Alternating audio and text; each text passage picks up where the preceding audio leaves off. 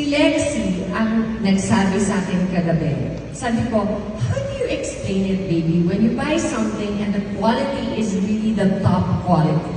And she said, and I said, if you buy something that's top quality, then the effectivity of it is the highest. So sabi niya, Mommy, it's called efficacy.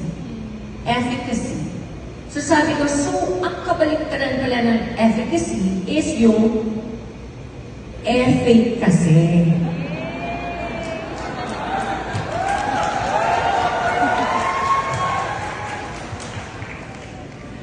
So guys, why is our product expensive? Because of its top quality efficacy. Effectivity sa katawan pag tinik mo. At dahil hindi tama.